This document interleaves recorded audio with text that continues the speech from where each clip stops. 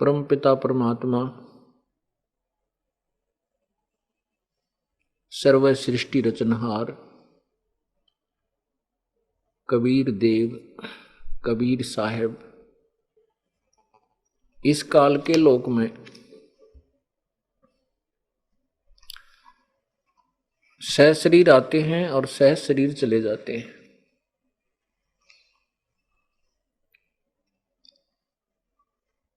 वो परमात्मा कुछ समय के लिए यहां रहते हैं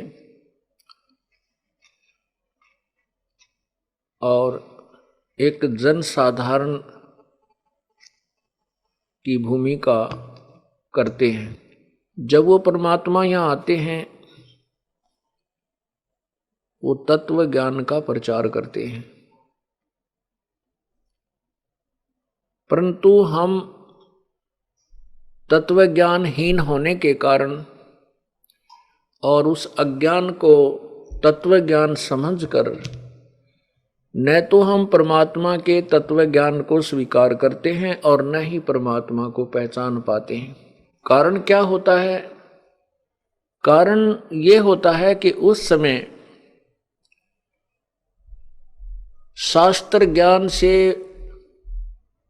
वंचित और शास्त्रों का ही प्रमाण बताकर सभी गुरुजन शास्त्र विरुद्ध ज्ञान बता रहे होते हैं और हम उनके द्वारा बताए गए उस लोकवेद को, उस दंत कथा को शास्त्रों में वर्णित ज्ञान मानकर हम स्वीकार कर चुके होते हैं। वो परमात्मा जब आते हैं और वो कहते हैं कि जो ज्ञान तुम्हें बताया गया है ये शास्त्र के विरुद्ध है, यथार्थ ज्ञान ये है जो मैं तुम्हें बता रहा हूं। लेकिन हम अर्थात मानव समाज उस परमात्मा के उस तत्व ज्ञान पर विश्वास नहीं करता। क्यों नहीं करता? क्योंकि सभी सदग्रंथ जैसे पवित्र चारों वेद, पवित्र श्रीमद् भगवद गीता जी, पवित्र 18 पुराण और भी जिन शास्त्रों को हम प्रमाणित मानते हैं वे सभी संस्कृत भाषा के अंदर लिपिबद्ध होते हैं। परमात्मा अपने साधारण भाषा में, सिंपल लैंग्वेज में, उन्हीं शास्त्रों में छुपे गूढ़ रहस्य को अपनी कबीर वाणी के द्वारा, कबीर गिरह के द्वारा, अमृतवाणी के द्वारा, लोकोक्तियों की अर्थात पद्य भाग की शकल में, पद्य भाग के रूप में वो उच्चारण करते हैं, उस ज्ञान को बोलते हैं। वो अज्ञानी ऋषि महर्षि, जिनको हम महर्षि कहते रहे, लेकिन वह बिल्कुल अज्ञानी थे। उनको ना वेदों का ज्ञान था, ना गीता जी का ज्ञान था, ना 18 पुराणों को वो समझ सके। उन ऋषियों और उस समय के गुरुओं किस समय जब परमात्मा आज से 600 वर्ष पूर्व आए थे को संस्कृत भाषा के विद्वान मानकर और हम ये सोच लेते थे कि जो सदग्रंथों के विषय में कबीर जी बता रहे हैं वो संस्कृत के अंदर लिखे हुए हैं। और वो अज्ञानी गुरुजन कहा करते थे कि ये जुलाहा, ये कबीर धानक, ये संस्कृत से अपरिचित है, ये संस्कृत भाषा नहीं जानता, इसलिए इसके द्वारा बताई गई जो शास्त्रों का ज्ञान है वो झूठा है। तो हम भी अशिक्षित थे, अर्थात हमारे पूर्वज उस समय अशिक्षित थे, वो भी संस्कृत भाषा से अपरिचित थे। और दूसरी तरफ परमात्मा कबीर जी भी अक्षर ज्ञान रहित लीला कर रहे थे। वैसे तो वो परमात्मा थे, वो सब अक्षरों को, सब भाषाओं को अच्छी तरह जानते थे, परंतु जो विद्वान की परिभाषा हमने जान रखी है वो भी विपरीत है। यजुर्वेद अध्याय नंबर 40 के मंत्र नंबर 10 व 13 में स्पष्ट किया है कि कोई तो अक्षर ज्ञान युक्त, जिसने थोड़ी सी विद्या अक्षर ज्ञान सीख लिया है, जानता है, उसको हम कोई विद्वान कहता है। और जिसको अक्षर ज्ञान नहीं है उसको हम विद्वान कह देते हैं। लेकिन विद्वान और अविद्वान की परिभाषा भी सत्य यथार्थ रूप में वो तत्वदर्शी संत ही बताएगा। तो पुण्यात्माओं, केवल एक भाषा के जान लेने से विद्वान महर्षि नहीं होते।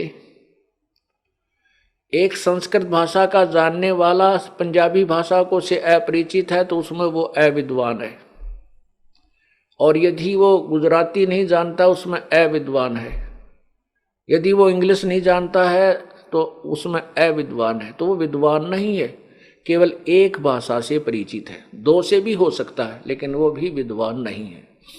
विद्वान तो पूर्ण परमात्मा है। पूर्ण परमात्मा कबीर जी वास्तव में विद्वान थे, और हम उन्हें विद्वान नहीं समझ सके। हम उनको अशिक्षित मानते थे, अक्षर ज्ञान रहित मानते थे, जिस कारण से उन नकली गुरुओं और ऋषियों का दाव लगा रहा। वो ये कह करके चैप्टर क्लोज कर देते थे परमात्मा कबीर परमेश्वर का कि ये तो अशिक्षित है, ये धानक है, ये शूद्र जाति से है, इसलिए ये सदग्रंथों से अपरिचित है, इसकी बातों पर विश्वास मत करना। और ऐसा ही होता रहा। वो परमात्मा अपने तत्व ज्ञान को बताता है कि तुम कौन हो, कहां से आए थे, आपका यहां मानव शरीर प्राप्त करने का उद्देश्य क्या है, जिससे हम अपरिचित होते हैं। परमात्मा ने 600 वर्ष पूर्व जो अमृतवाणी उच्चारण की थी लोकोक्तियों के माध्यम से, दोहावली, शब्दावली, इसमें इसको पद्य भाग बोलते हैं। तो इन पदों में, इन दोहों में, श्लोकों में परमात्मा ने वही अमृत ज्ञान भरा हुआ है जो अपने सदग्रंथों में संस्कृत भाषा में विद्यमान है। अब उस परमात्मा ने जो बताया था 600 वर्ष पहले, आज सदग्रंथों में हम उनको देख रहे हैं कि वो सत्य है।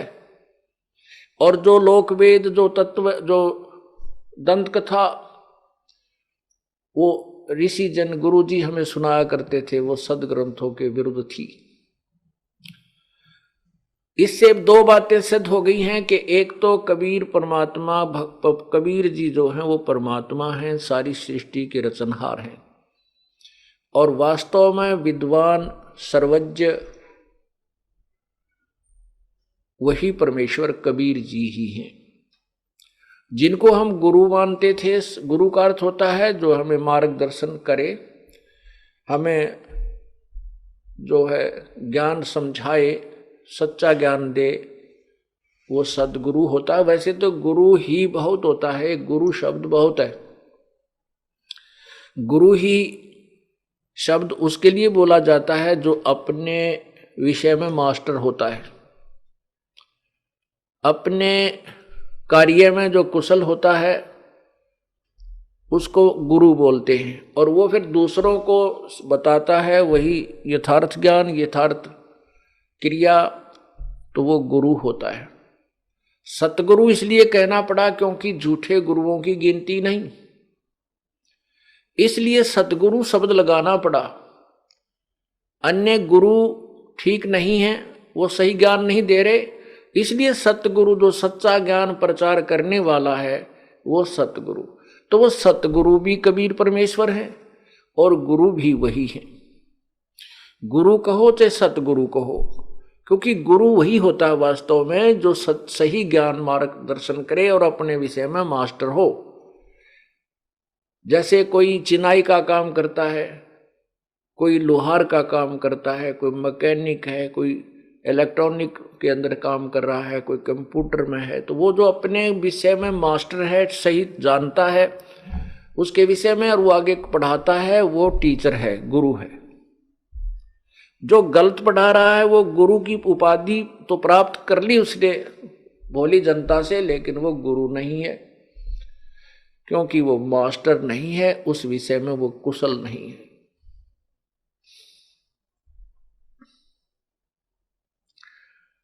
परमात्मा ने 600 वर्ष पूर्व बताया था कि ब्रह्मा विष्णु महेश ये नाशवान है, अविनाशी नहीं है।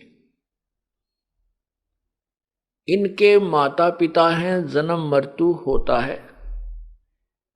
ये केवल 3 गुणों से युक्त हैं, रजगुण ब्रह्मा है, सतगुण विष्णु है, तमगुण शिव जी है। और इनकी पूजा करने से आप इसी काल के जाल में बंधे रहते हो, पूर्ण मोक्ष प्राप्त नहीं करते। परमात्मा की अमर वाणी में लिखा है,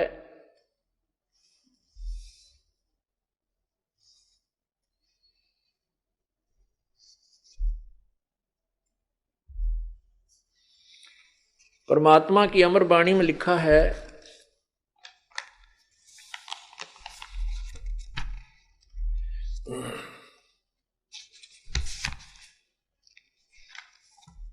धर्मदास ये जग बोराना, कोई न जाने पद निर्वाण।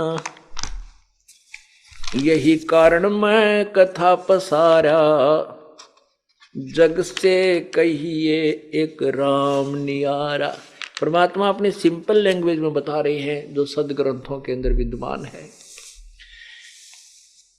धर्मदास ये जग बोराना, कोई न जाने पद निर्वाण। निर्वाण पद मोक्ष मार्ग, पूर्ण मोक्ष मार्ग से कोई भी परिचित नहीं है। प्यारी आत्मा, अपनी प्यारी आत्मा धर्मदास जी को बंदी छोड़ कबीर परमेश्वर बता रहे हैं, जो आज से 600 वर्ष पूर्व परमात्मा ने जो तत्व ज्ञान बताया था, जो इन अज्ञानियों ने दबा दिया, छुपा दिया।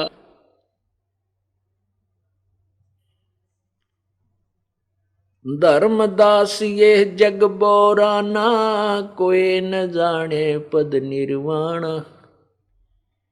यही कारण मैं कथा पसारा, जग से कहिए एक राम नियारा। यही ज्ञान जग जीव सुनावो, सब जीवों का भरम नसावो। अब मैं तुमसे कहूँ चिताई, सब त्रिदेवन की उत्पत्ति भाई। अब मैं तुमसे कहूँ चिताई, त्रिदेवन की उत्पत्ति भाई। कुछ संक्षेप कहूँ गहुराई, सब संशय तुमरे मिट जाई। भरम गए जग वेद पुराना, उस आदि राम का भेद न जाना। राम राम सब जगत बखाने, आदि राम को कोई बिरला ही जाने। ज्ञानी सुने सो हृदय लगाई, मूर्ख सुने तो गम ना पाई। माँ अष्टंगी पिता निरंजन, ये जम दारुण वंशन अंजन। पहले कीन निरंजन राई, पीछे से माया उपजाई। माया रूप देख अति शोभा, देव निरंजन तन मन लोभा। काम देव धर्मराय सताए, देवी को तुरंत धर खाए। पेट से देवी करी पुकारा, हे साहेब मेरा करो उबारा। टेर सुनी तब हम ता आए, अष्टंगी का बंध छुड़वाए। सतलोक में कीना दुराचारी, काल निरंजन दीननकारी। माया समेत दिया भगाई, 16 शंख कोस दूरी पर आई। अष्टंगी और काल अब दोई, मंद कर्म से गए बिगोई। धर्मराय को हिकमत कीना, नखरेखा से भग कर लीना। धर्मराय कीने भोग विलासा, माया को रही तब आशा। तीन पुत्र अष्टंगी जाए, ब्रह्मा विष्णु शिव नाम धराए। तीन देव विस्तार चलाए, इनमें ये जग धोखा खावे। पुरुष गम कैसे कोई पावे, काल निरंजन जग भरमावे। तीन लोक अपने सुत दीना, सोन निरंजन बासा लीना। अलख निरंजन सोन ठिकाना, ब्रह्मा विष्णु शिव भेद न जाना। तीन देव सो उसको ध्यावे, निरंजन का वे पार न पावे। अलख निरंजन बड़ा बटपारा, तीन लोक जीव करे आहारा। ब्रह्मा विष्णु शिव नहीं बचाए, सकल खाए पुन दूर उड़ाए। तिनके सुत हैं तीनों देवा, अंधर जीव करते हैं सेवा। अकाल पुरुष काहू नहीं चीन्या, ये काल पाए सभी गए लीना। ब्रह्म काल सकल जग जाने, आद ब्रह्म को ना पहचाने। तीनों देव और अवतारा, ताको भजे सकल संसारा। तीन गुणन का ये विस्तारा, धर्मदास मैं कहूँ पुकारा। गुण तीनों की भक्ति में ये भूल पड़ो संसार। कह कबीर निज नाम बिना भई कैसे उतरो पार।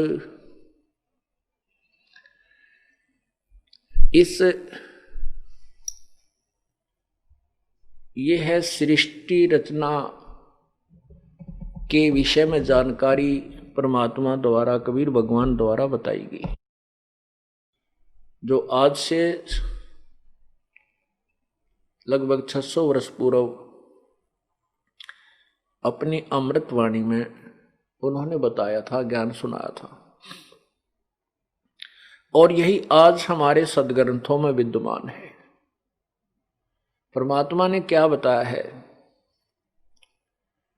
कि धर्मदास ये जग बोराना, ये पूरा संसार मानव समाज विचलित है, भ्रमित है, और कोई ना जाने पद निर्वाणा। कोई भी मोक्ष मार्ग नहीं जानता, किसी को भी पूर्ण मोक्ष का ज्ञान नहीं है। उनके पास पूर्ण मोक्ष प्राप्त करने की वे ऑफ वर्शिप नहीं है, पूजा की पद्धति विधि नहीं है। पुण्यात्माओं, एक व्यक्ति, क्योंकि परमात्मा मनुष्य आकार में है, और वही परमात्मा अपने शरीर को हल्के तेज पुंज युक्त करके यहाँ प्रकट होते हैं। एक जनसाधारण जैसे होते हैं, मनुष्य भी, परमात्मा भी इस ऐसे ही आकार का जैसा मानव शरीर है, स्त्री या पुरुष का। जिन्होंने परमात्मा को देखा है, जैसे आदरणीय गरीबदास साहिब जी ने कहा है कि हमरे ही हुनियार है, हमारा सृजनहार। हमारा भगवान हमारे ही हुनियार माने हमारे ही हम रूप है, हमारे हम सकल है, हम आकार है, हमारे ही जैसा आकार का है हमारा रचने वाला हमारा भगवान है। तो वो परमात्मा एक सिंपल मैन की, साधारण मनुष्य की वेशभूषा में और ऐसी भूमिका करते हैं, और वो आकर के बताते हैं। और वो एक व्यक्ति अर्थात एक गुरु, जिसको अक्षर ज्ञान भी नहीं, और वो कह रहा है कि किसी भी ऋषि संत के पास कोई मोक्ष मार्ग नहीं है, वो सब भ्रमित कर रहे हैं, समाज को गुमराह कर रहे हैं, तो उस व्यक्ति की बात पर कौन विश्वास करेगा? और वो भी आज से 600 वर्ष पहले, जबकि कोई भी अक्षर ज्ञान युक्त नहीं था। केवल एक विशेष वर्ग को, जिसको ब्राह्मण कहा जाता था, उन्हीं को संस्कृत भाषा पढ़ने का अधिकार था। अन्य किसी जाति वालों को, हिंदू समाज में अन्य किसी जाति वालों को, अर्थात अक्षत्रिय, शूद्र और वैश्य, इन 3 वर्णों को संस्कृत पढ़ने का अधिकार नहीं था। तो उस समय कोई भी संस्कृत भाषा से परिचित नहीं था। और परमात्मा कह रहे हैं कि जो जितने भी संत हैं ये सब गुमराह कर रहे हैं, इनके पास कोई मोक्ष मार्ग नहीं है, ये तुम्हारे जीवन के साथ खिलवाड़ कर रहे हैं। और वो संत जन कहते थे कि कबीर धानक है, शूद्र वर्ण में प्रगट है, ये संस्कृत भाषा से अपरिचित है, इसलिए ऊट पटांग बक रहा है। तो उन संस्कृत भाषा के जानकारों की ये बात हम हमारे समाज पूर्वजों के लिए एक एथेंटिक थी। सत्य कह रहे हैं ये ऋषिजन के कबीर जी संस्कृत भाषा से अपरिचित है, इसलिए वेदों और गीता जी को और पुराणों को ये नहीं जान सकते, उनके विषय में झूठ बोल रहे हैं। इतना जरूर मानते थे कि ये कोई सिद्धि युक्त है, इनकी जबान में वचन में शक्ति है, बहुत से लोग स्वस्थ हो जाते हैं। और इसलिए परमात्मा के 64 लाख शिष्य तो बन गए थे, लेकिन उनको भगवान नहीं मानते थे। और ये भी नहीं मानते थे कि ये सत्य कह रहे हैं, उनके अनुयायी भी नहीं मानते थे इस बात को कि वेदों और गीता के बारे में जो कबीर जी बता रहे हैं ये ठीक होगा।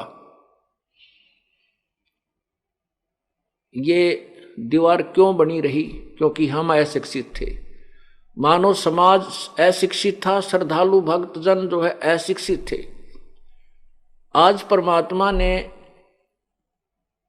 ये भी कृपा बख्श दी कि सभी मानव समाज को शिक्षित कर दिया, और वही सदग्रंथ जिनको हम प्रमाणित और सत्य मानते हैं आज हम पढ़ सकते हैं, हम उनको समझ सकते हैं।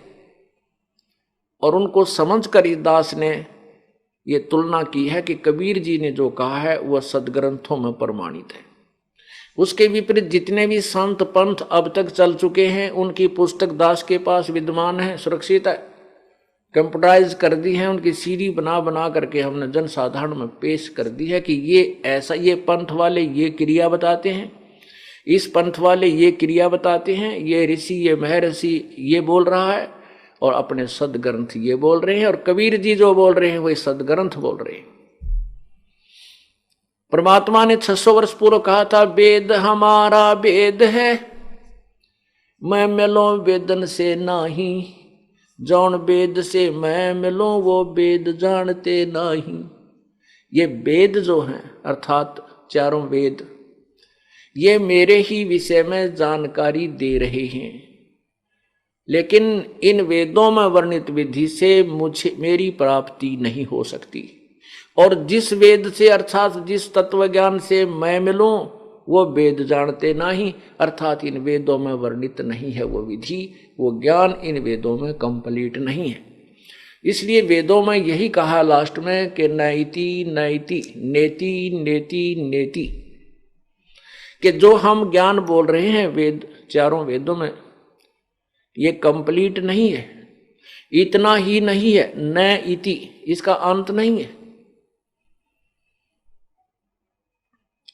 और जो सवसम ज्ञान सवसम वेद परमात्मा ने जो कबीर वाणी कबीर सागर में और कबीर शब्दावली के माध्यम से कबीर बीजक के माध्यम से जो ज्ञान प्रचार किया है वो कंप्लीट स्पिरिचुअल नॉलेज है, वो पूर्ण आध्यात्मिक ज्ञान है। और आज हम उन्हीं इस परमात्मा के द्वारा 600 वर्ष पहले कहे गए वो अमृत वचनों को आज वेदों और गीता में प्रमाणित करते हैं, सत्य मिल रहे हैं। तो यहां क्या बता रहे हैं कि धर्मदास ये जग बोरा ना, कोई न जाना पद निर्वाणा, कोई नहीं जानता मोक्ष मार्ग को। आज ये दास कह रहा है, जैसे प्रारंभ में और वैसे भी जैसे दास जब सर्विस करता था वहाँ प्रचार जब इस ज्ञान से परिचित हुआ, फिर दूसरे अपने साथियों से या औरों को भी कोई मिलता रिश्तेदार उनसे कहता कि किसी के पास भी मोक्ष मार्ग नहीं है, किसी भी संत पंथ जो आज बोलबाला है, जिनके करोड़ों शिष्य है, उनके पास भक्ति मार्ग यथार्थ नहीं है, वो गुमराह करे।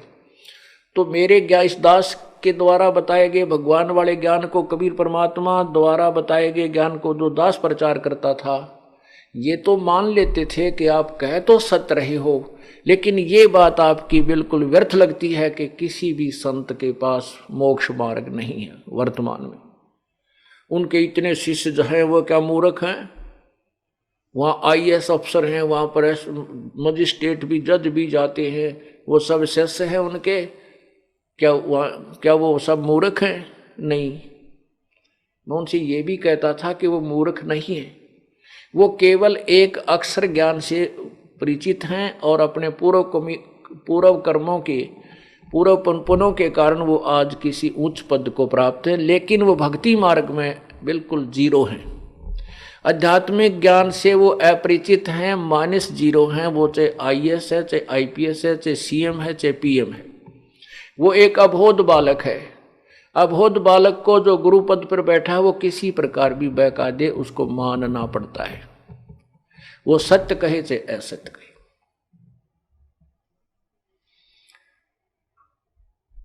लेकिन नहीं मानते थे, और उनको कहता कि मैं आपको गीता दिखा देता हूं, मैं आपको वेद दिखा देता हूं, तो वो कहते थे आपने ना संस्कृत पढ़ा है, आप क्या जानते हो वेदों के बारे में, हम नहीं देखना चाहते। अब इतना उल्ट कर दिया ये मानव, उल्टे ज्ञान से परिपूर्ण कर दिया, उसके अंदर ये तत्व ज्ञान प्रवेश करना ही हमें डिफिकल्ट हो रहा है। गुरुओं गाम बिगाड़े संतो, गुरुओं गाम बिगाड़े, गुरुओं गाम बिगाड़े संतो, गुरुओं गाम बिगाड़े, और ऐसे कर्म जीव कहला दिए, ईब जड़े नहीं जाड़े। ऐसी क्रियाओं में फंसा दिए भोली जनता। अब इनको समझाना चाहते हैं कि छोड़ दो इनको, ये क्रियाएं तुम्हारी ठीक नहीं है, ये साधना ठीक नहीं है, कि वो बिल्कुल नहीं मानते। कहते हैं अब जड़े नहीं झाड़े, अब वो छुड़वाने से नहीं छोड़ पा रहे।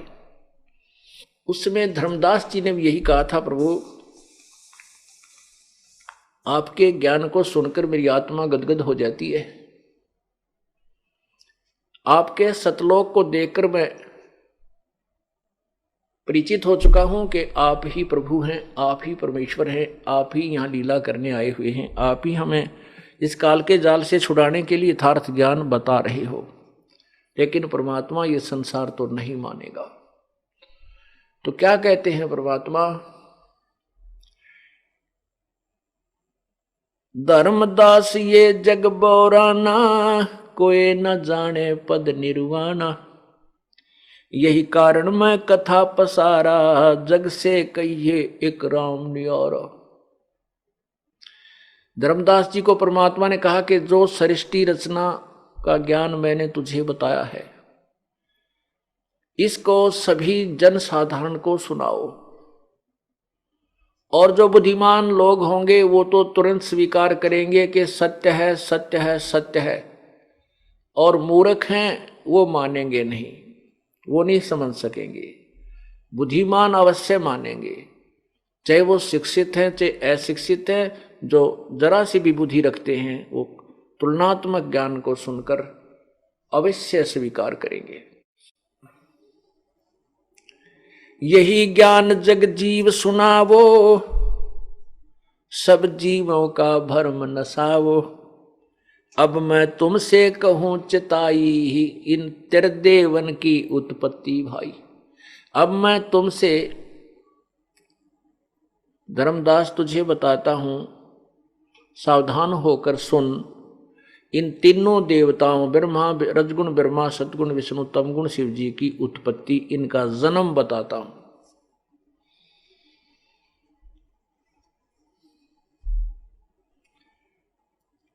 कुछ संक्षेप कहूं गहुराई, सब संशय तुमरे मिट जाई। कुछ संक्षेप में बता दूंगा, वैसे तो बहुत लंबी चौड़ी है ये कथा, लेकिन मैं कुछ संक्षेप में तुम्हें बताता हूं और तेरे सभी संशय नष्ट हो जाएंगे। भरम गए जग वेद पुराना, आदि राम का भेद न जान्या। राम राम सब जगत बखाने, आदि राम कोई बिरलाए जाने। अब हम सभी राम राम तो करते हैं, कोई रब्बा रब्बा करता है, कोई अल्लाह अल्लाह करता है, कोई खुदा खुदा करता है, कोई गॉड गॉड करता है। परंतु वो गॉड कौन है, गॉड की डेफिनेशन भी पूर्ण रूप से नहीं बताई गई अपने को। परमात्मा की, राम की परिभाषा से भी हम परिचित नहीं हैं। राम राम तो सभी कहते हैं, भगवान भगवान सभी कहते हैं, लेकिन आदि राम कोई बिरला जाने। आदि राम सबसे पहले के प्रभु, परिभू, स्वयंभू। यजुर्वेद अध्याय नंबर 40 के मंत्र नंबर 8 में कबीर मनीषी, ओहो, शुक्रम अकायम ऐसनाविरम परिभू स्वयंभू व्यवधाता। तो उस परमात्मा का, कबीर भगवान का, कबीर मनीषी यानी कबीर सर्वज्ञ। मनीषी माने वास्तव में विद्वान कबीर ही है। और वो शुक्रम अकायम ऐसनाविरम, उसका शरीर, परमात्मा का जो शरीर है वो माता पिता के योग से, शुक्र से नहीं बना। शुक्रम अकायम, माता पिता के योग से, शुक्रम से ना बन करके स्नायु रहित है। ऐसनायु का शरीर है प्रभु का। वो स्वयंभू है, वो परिभू है। परिभू माने सबसे पहले प्रकट होने वाला परमेश्वर, और स्वयंभू माने स्वयं, उसका कोई उत्पत्ति करता नहीं है। यजुर्वेद अध्याय नंबर 5 के मंत्र 1 में कहा कि अग्ने तनुरसी विष्णुवेत्वा सोमस्य तनुरसी। वो परमात्मा सहशरीर है, और उस परमात्मा का सबके पालन करने के लिए शरीर भी शरीर है, जो अतिथि रूप में यहाँ आता है। और वो कबीर मनीषी है। शुक्रम अकायम ऐसनाविरम व्यवधाता परिभू स्वयंभू, ये उस कबीर भगवान के विषय में कहा है। कहते हैं जो मैं तुझे ज्ञान सुना रहा हूं, जो मूर्ख लोग होंगे, जो जैसे गीता जी के अध्याय नंबर 7 के श्लोक नंबर 12 से लेकर 15 में स्पष्ट किया है, गीता ज्ञान दाता अर्थात काल ब्रह्म बोल रहा है। वो कह रहा है कि इन तीनों गुणों के द्वारा जो भी होता है, रजगुण ब्रह्मा, सतगुण विष्णु, तमगुण शिव जीता है। रजगुण ब्रह्मा से जीवों की उत्पत्ति यानी एक रजोगुण प्रेरित करके सबकी संतान उत्पत्ति करवाता है। और विष्णु जी की जो सतोगुण से हम एक दूसरे में मोह पैदा कर लेते हैं, एक दूसरे में आसक्त हो जाते हैं, इतनी दृढ़ हो जाते हैं कि हमारे बस की बात नहीं कि हम अपनी संपत्ति, संतान या किसी माता पिता या पति पत्नी से अपना मन हटा सकें। इतना जबरदस्त जो हमारे अंदर दबाव है एक दूसरे का, और ये मालूम है कि हम कल मृत्यु को प्राप्त हो जाएंगे, हमारा कोई नहीं है। ये ज्ञान होते हुए भी हम नहीं उनसे दूर हो सकते। ये सतिथि बनाने का जो गुण है, ये सतोगुण है, ये श्री विष्णु जी में है। और संहार करने का गुण जो तमोगुण है, वो भगवान शंकर में है। हम इन तीनों गुणों से के द्वारा यहां पर एक दूसरे से कहते हैं, तीनों गुणों के द्वारा जो कुछ भी हो रहा है ये मुझसे ही जान। रजगुण ब्रह्मा से उत्पत्ति, सतगुण विष्णु जी से सतिथि, और तमगुण शंकर जी से संहार, ये जो कुछ भी हो रहा है ये मेरे से ही जान। काल भगवान कह रहा है कि जो भी ये क्रिया तीनों कर रहे हैं, ये मैं ही उसका मुख्य कारण हूं। कारण क्या है कि इस काल भगवान को श्राप लगा है, साप लगा है। 1 लाख जीव प्रति मानव शरीरधारी प्राणियों का निताहार करने का और 1.25 लाख की उत्पत्ति करने का। इसको श्राप समझो या इसको ये कोड लग गया जो इसने सतलोक में यह गलती की थी कि दुर्गा के साथ वहां इसने बदतमीजी की थी, दुर्व्यवहार करने का की चेष्टा, किसी दुष्कर्म करने का प्रयत्न किया था। जिस ऐसे कर्म वहां करने वाले को ये रोग लग जाता है। तो ये कहता है कि इसने फिर अपने खाने के लिए 3 पुत्र उत्पन्न किए दुर्गा के संयोग में, पति पत्नी व्यवहार से। तो उसमें एक को रजोगुण प्रभावित कर दिया, रजोगुण से युक्त कर दिया। काल भगवान ने एक ब्रह्मांड के, अपने एक ब्रह्मांड के सर्वोच्च स्थल पर, सर्वोच्च शिखर में एक ऐसा स्थान बना रखा है जिसको ये काशी नाम धरते हैं। काशी, काशी माने जो कभी नष्ट नहीं होती, उस नगरी को काशी कहते हैं। तो ब्रह्मलोक के ऊपरले हिस्से में इसने 3 स्थान बना रखे, एक रजोगुण युक्त प्रभावित, दूसरा सतोगुण प्रभावित और तीसरा तमोगुण प्रभावित। दुर्गा और ये काल ब्रह्म, जिसमें ये रजोगुण प्रभावित क्षेत्र में होते हैं, उसमें इन दोनों का के वहां रहने से और विलास करने से जो पुत्र उत्पन्न होता है वो ऑटोमेटिकली स्वतः रजोगुण से युक्त हो जाता है। उसके अंदर ऐसे गुण भर अपने आप हो जाते हैं। और जब ये दोनों सतोगुण प्रभावित क्षेत्र में होते हैं और वहां इनके संयोग से जो क्रिया से जो दोनों पुत्र उत्पन्न होता है वो अपने आप सतोगुण युक्त हो जाता है। और तीसरे स्थान पर ये तमोगुण प्रभावित क्षेत्र पर जाते हैं और वहां इनसे जो पुत्र उत्पन्न होता है उसको वो तमोगुण युक्त हो जाता है, उसमें तमोगुण ज्यादा हो जाता है शब्द है। तो फिर इन तीनों को ये बेहोश कर देते हैं, कोमा में रखते हैं। जब तक ये जवान नहीं होते, युवा होने पर इनको अलग अलग स्थान पर सचेत कर देते हैं और फिर इनकी ये दुर्गा जो है अपनी समझ शक्ति से 3 लड़कियां और उत्पन्न करती है, अर्थात स्वयं ही ये 3 रूप और धारण करती है और इन तीनों के साथ विवाह कर देती है। इससे ये काल भगवान की सृष्टि प्रारंभ हो जाती है। यहां वही बताना चाहते हैं प्रभु कि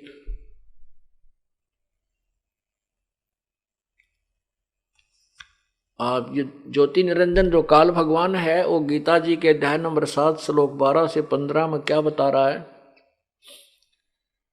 कि इन तीनों गुणों के द्वारा जो भी हो रहा है, रजगुण ब्रह्मा, सतगुण विष्णु, तमगुण शिव जी से उत्पत्ति सतिथि और संहार, इसका मुख्य कारण मैं ही हूं। लेकिन मैं इनमें नहीं हूं, ये मुझ में नहीं है, क्योंकि ये काल इनसे अलग रहता है और वहां से रिमोट से सब कार्य यही कराता है। जैसे रिमोट से हम अपने यहाँ बैठे दूर दूर जो है ना टीवी से भी को भी चलाते हैं। और अब तो इतनी अच्छी टेक्निक होगी है कि ऊपर आकाश में छोड़े गए रॉकेट और उनको यहाँ से ही कंट्रोल, नीचे से ही रिमोट से कंट्रोल किया जाता है। ऐसे ही परमात्मा अपने प्रत्येक प्रभु, जैसे काल अपने 21 ब्रह्मांडों को इसी प्रकार अपने वचन, अपनी शक्ति से वो कंट्रोल करता है। पूर्ण परमात्मा सभी ब्रह्मांडों को वही अपनी रिमोट से सबको कंट्रोल करता है। तो ये काल भगवान कहता है कि मैं इनमें नहीं हूं और ये मुझ में नहीं है। ये देखिएगा एक ब्रह्मलोक का लघु चित्र, ये देखिएगा ये एक ब्रह्मांड का लघु चित्र, ये एक ब्रह्मांड है, एक ब्रह्मांड देखोगे।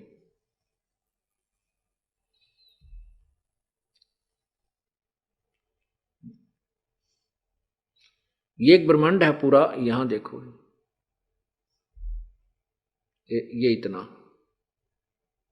ये एक ब्रह्मांड है। इस ब्रह्मांड में ये एक ब्रह्मलोक है, ये वाला, ये देखो ये एक ब्रह्मलोक है, ये ब्रह्मलोक है, ये इतना। इसमें ये ऊपर स्थान है अब इसी एक केवल इतने स्थान का एक विश्व थोड़ा सा अलग से बनाया हमने। ये देखो, ये देखिएगा, इसमें स्पष्ट नजर आएगा ब्रह्मलोक का लघु चित्र। ये ब्रह्मलोक जो का आपको यहां दिखाया था, ये वाला इतना ब्रह्मांड के अंदर केवल इतना स्थान है, इसको यहां दिखाया जाता है, स्पष्ट हो जाएगा। केवल ब्रह्मलोक में, ब्रह्मांड के एक ब्रह्मलोक में ये ऊपर 3 स्थान बनाए हैं इसने।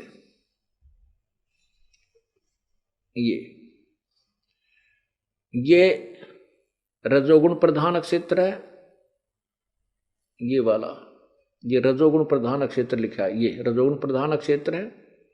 यहां ये काल ब्रह्मा रूप धारण करके और दुर्गा को महासावित्री रूप धारण करके दोनों इस क्षेत्र में रहते हैं। इनसे जो पुत्र उत्पन्न होता है उसको ये रजोगुण युक्त कर देते हैं, अपने आप हो जाता है इस क्षेत्र में। जो भी रहेंगे जब तक इनके संतान उत्पत्ति नहीं होती, ये इसी में रहेंगे। उसके बाद ये सतोगुण क्षेत्र है, ये वाला सतोगुण क्षेत्र, सतोगुण प्रधान क्षेत्र, ये वाला। तो इसमें जब ये काल जो है विष्णु रूप धारण करके लेता है और दुर्गा को लक्ष्मी रूप में रखता है, इन दोनों के संयोग से जो पुत्र उत्पन्न होता है वो सतोगुण युक्त हो जाता है, उसका नाम ये विष्णु रख देते हैं। ये तमोगुण प्रधान क्षेत्र है, इसमें ये दोनों रहते हैं। ये काल शिव रूप में रहता है, दुर्गा को, जिसको सदा शिव भी बोलते हैं काल को, आप जब शिव पुराण को पढ़ोगे तब समझ में आएगी। सदा शिव, महाशिव, ये काल रूप में, काल जो है सदाशिव रूप में रहता है और दुर्गा को उमा रूप में यानी पार्वती रूप में रखता है। इन दोनों के संयोग से जो पुत्र उत्पन्न होता है इस तमोगुण प्रधान क्षेत्र में, तो वो लड़का भी, वो बच्चा भी तमोगुण प्रधान हो जाता है। अब इसी सतलोक में, इसी ब्रह्मलोक में और क्या इसने जालसाजी की है, क्या धोखा किया है काल ने। ये नकली ये ये ब्रह्मलोक कहते हैं महास्वर्ग, इसी में एक महास्वर्ग बनाया है, इसी में एक नकली सतलोक बनाया है। ये रहा, ये नकली सतलोक बनाया है, नकली अलखलोक, नकली अगम लोक, नकली अनामी लोक। ये काल ने भ्रमित करने के लिए ऐसा बना रखा है। अब देखिएगा नीचे ये पूरा एक ब्रह्मांड है, इस ब्रह्मांड के अंदर नीचे ये पृथ्वी लोक है अपना, ये देखना, ये पृथ्वी है जिस पर हम बैठे हैं, और इसके नीचे ये सात लोक और हैं। ये वितल, महातल, अतल, सुतल, रसातल, पाताल और तलातल, ऐसे।